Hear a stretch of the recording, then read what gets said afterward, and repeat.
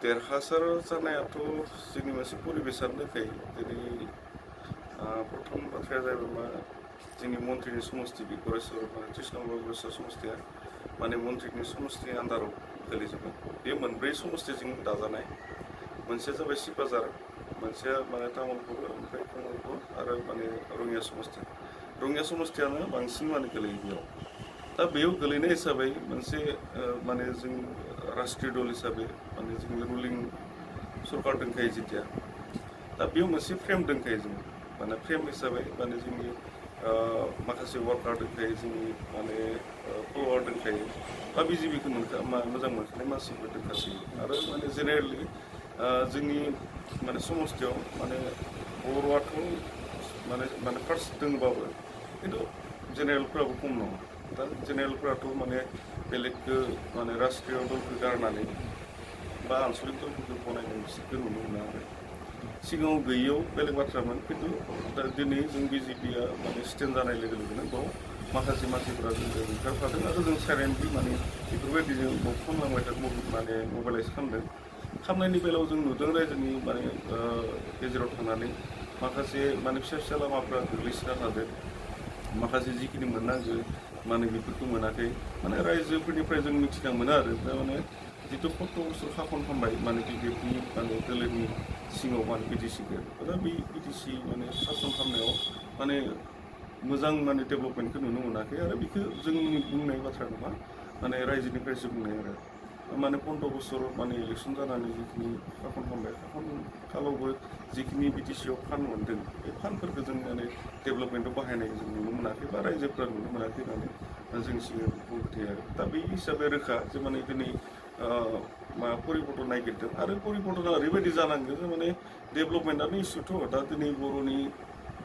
जिखिनि आन्दलन बे आन्दलनफ्रा माने बिजेपियानो सुस्रांजोबना होबाय नालाय दिनै बिटिआरनि माने इमप्लिमेन्टखौ खालामनो थांगासिनो दङ नालाय दा बेफोरबो मोनसे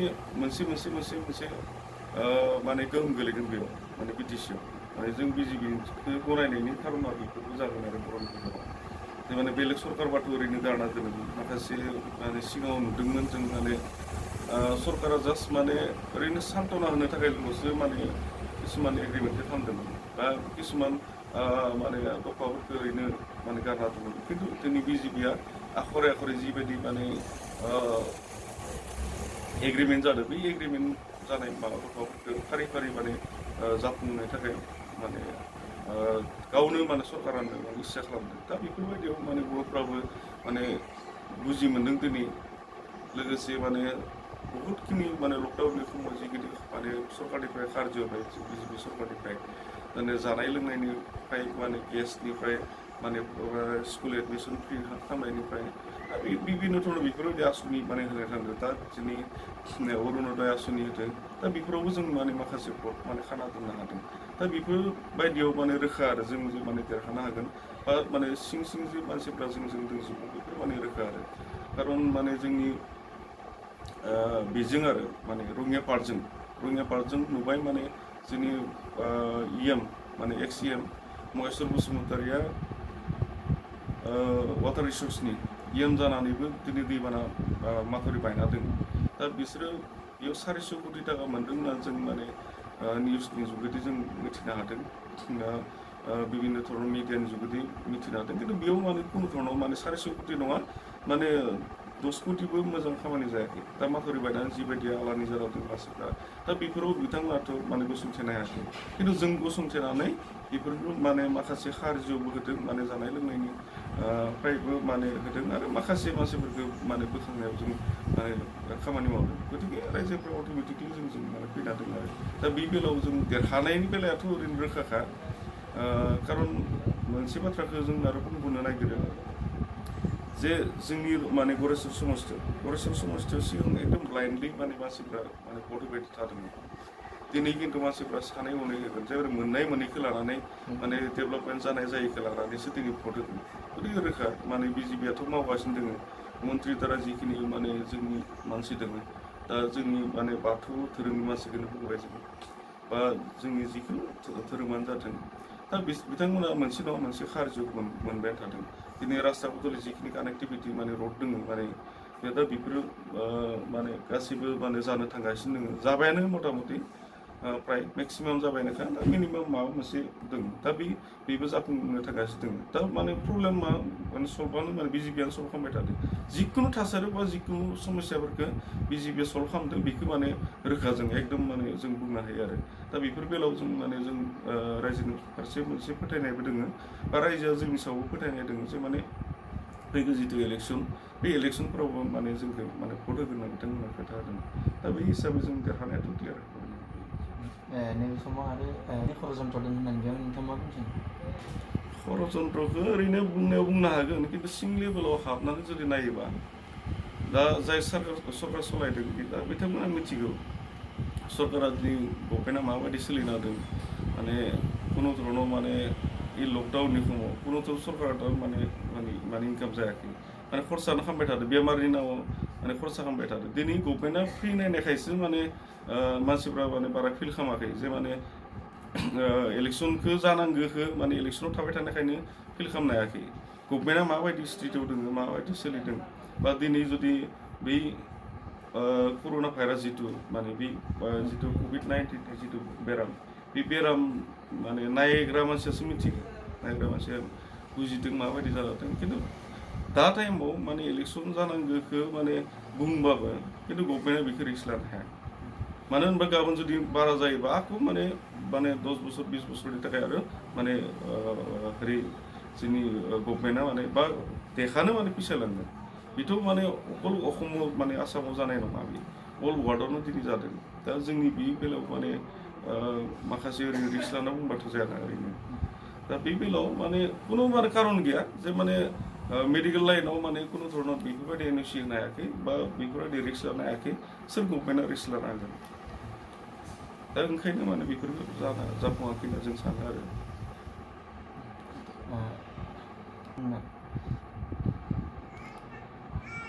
बिपिएफजों जितु एलायन्स दङ माने बिटिसिआ जाबाय मोनसे खुखियाथ' बिटिसिआ खुखिया माने सरकार बेयाव जों माने एलायन्सआ आसलथे बिटिसिआव जों गैया सिगां इलेक्सन टाइमावबो जों गैखायामोन जों स्टेटआव जिखिनि माने स्टेटनि इलेक्सनावसो माने जों माने एलायन्स दङ दा बे हिसाबै सिगाङावनो बिसोरो एलायन्सनि सिगाङावनो गभर्नमेन्ट दालाबाय नालाय बिटिसि सरकारखौ दा बिसोरो जोंखौ गुरुत्वबो बारा होखायाखै दा गुरुत्वबो होखायाखैबा बिसोर गावसोरनो सालायदों दा बिसोर सालायनायाव जों बुंनो गोनांबो गैया जों बिजेपिनिफ्राय जिबायदि सोलिदों मोजांखौनो सोलिदों बेखौ सानदों खिन्थु जिथु माने जों थाफाना जों आइडिअलजिजों जों माने गोरोबै आइडिअलजिजों बिसोर आगान होबाय बा गावसोर माने जिथु शासननि नामाव जिथु अपखाखन खालामबाय दा बेफोरखौ जों बिजेपिया सानफ्रोमबो नोजोर होयो जेन माबायदि सोलिदों माबायदि सोलिया जों एलायन्स थानायनि उनाव बिसोरो माबायदि खामानि मावदों दा बेफोरखौ नोजोर होनाय थाङो दा बे नोजोर होनायनि माने फलआवनो दिनै जों एलायन्स थागासेयावबो बिसोरो जि धरनाव माने जोंखौ गुरुत्व होनांगोन बा जिखिनि डेभेलपमेन्टनि खामानि मावनांगौमोन जिखिनि फान्ड हरदोंमोन बेफोरखौ इमप्लिमेन्ट खालामनांगौमोन दा बेफोरखौ खालामनायखौ जों नुवाखैबा माने रायजोफोरनिफ्रायनो जितु मोनसे रिपर्ट लानाय थाङोथ' जोंनिया सिं ओरैनो बिजेपिया रिपर्ट लाखानाय थाङो बे रिपर्ट हिसाबै दा बिथांमोना माने जेबो खामानि मावाखै बे खामानि मावैखौ लानानै माने बिजेपिया दिनै साननो गोनां जादों जे माने बिथांमोनजों थाबाय थायोबा माने बिथांमोना जिखिनि माने गाज्रि खामानि मावदों दा बे गाज्रि खामानि मावनायाव जोंनिबो माने ब्लेम फैगोन होननानै जों मोनसे गिनाय दङ दा बे गिनाय हिसाबैनो जोङो माने हारसिङैनो माने गेलेनानै बे बिटिसिनि जिखिनि जेंना दङ बा जिखिनि डेभेलपमेन्टनि बाथ्रा दङ दा बेफोर डेभेलपमेन्ट खालामनो थाखाय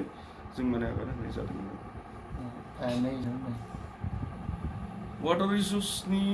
बिथाङा बिटिसिनि मिनिस्टार हिसाबै बिथाङा जिखिनि खामानि मावनांगौमोन बेखौथ' मावनांखागौमोन बिथाङा खारन माने एसेल' फैसा नङाथ' होनाया जिखिनि माने गभर्नमेन्टनिफ्राय जिखिनि फान्ड होनाय थांदोंमोन स्टेट गभर्नमेन्टआनो जाथों बा सेन्ट्रेल माने शेयारनि माने माबायानो जाथों माने बहुतखिनि होनाय थांदोंमोन आरो होनाय थाङोबा बिथांमोना खामानिफोरखौ ओरैबायदि मावो माने जेराव माने फैसा जानो हायो दा बेफोरबायदियावसो खामानि मावो जिबायदिखौ माने रिपारिं बा माने हाग्रा दानस्रायनाय माने बेफोरावनो थाखा बहुतखिनि होनाङो खिन्थु जिखिनि माथावरि बानायनांगौ जिखिनि मोजाङै रिपेयार खालामनांगौ बेफोरबायदि खामानिखौ मावाखै जिखिनि माने बिराद डेन्जारास माने माबा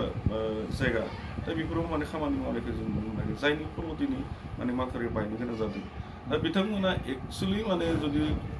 थार बाथ्राखौबो जुदि बुङोबा बिथाङा माने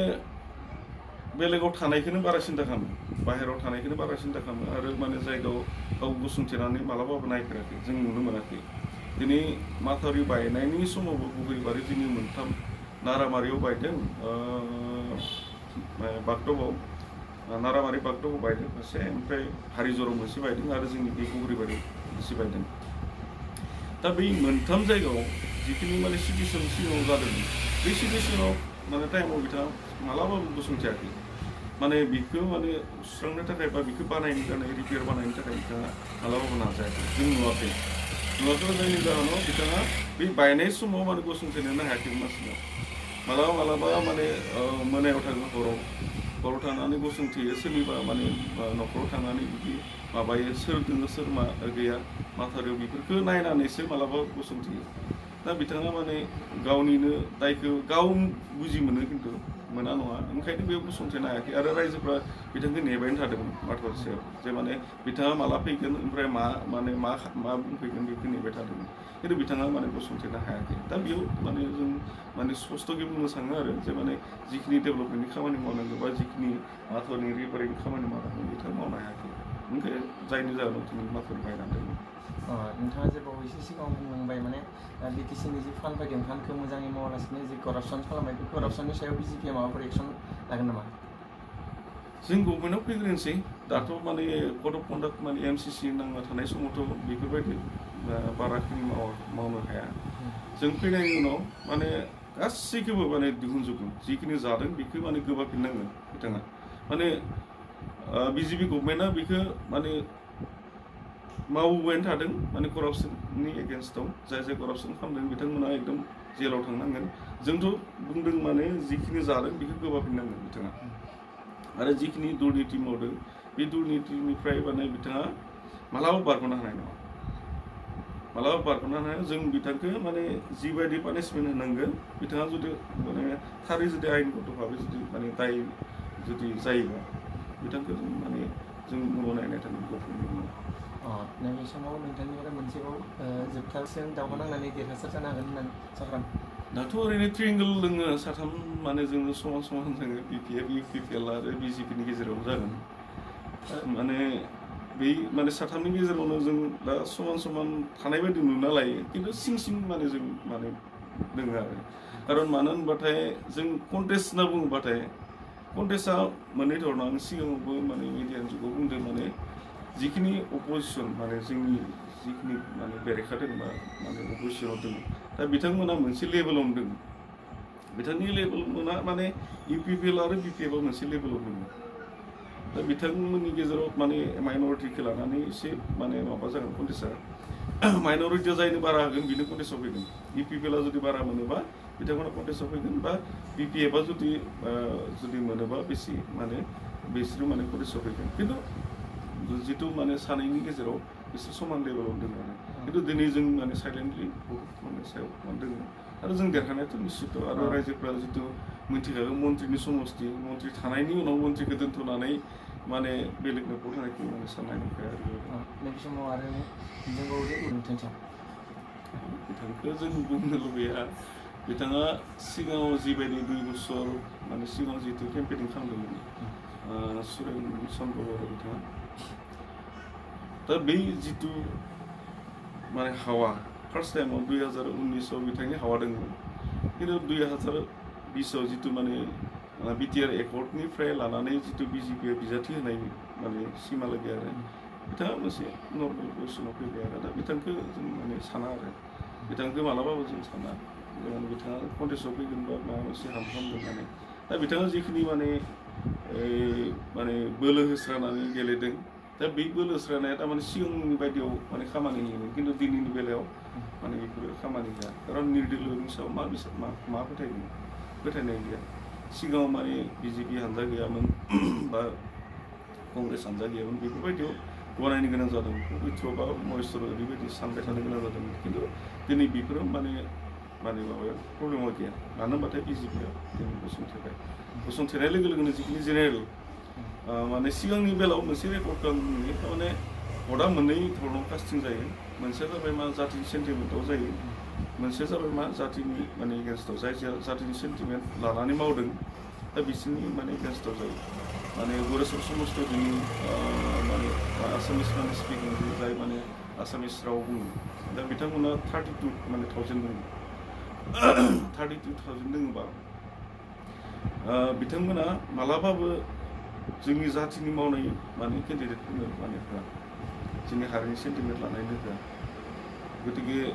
बिथांमोना माने बिसोरनि माने एगेन्स्टआवनो होगोन बा इउपिपिएफ बा बिपिएफनि एगेन्स्टआवनो होगोन बिपिएफआथ' मालाबाबो देरहाफेराखै बेयाव 30 नम्बर समस्थियाव जाय निर्दिल' गेलेदों दा बिथाङा माने जिखिदों दा बे माने 15 बोसोर बेफोरबायदि जाबाय थादों आरो जाबाय थादोंबा माने आबसुफोरा माने जिखिनि माने इउपिपिएल बा इउपिसिडिआर लानानै जिखिनि इलेक्सन गेलेबोबाय थादोंमोन दा बिसोरजों माने हेफाजाब होनाय गेलेबोबाय थादोंमोन दा बेफोराव माने बिसोरो माने लाब जायाखै बेनिफिट जायाखै बर'नि भटखौ लानो हागोन खिन्थु जिरायनि भटखौ लानो हायाखै दा बिथांमोना 5,000 5,500 बेफोरबायदि भट मोनबाय थादों दा दिनै जुदि एसे बारिबाबो माने 8,000 बा 10,000 भट मोननो हागोन आरो बिनि सायाव मोननो हानाय नङा आरो बिपिएफ हानजायाथ' एसे माने सरकार सालायनाय नालाय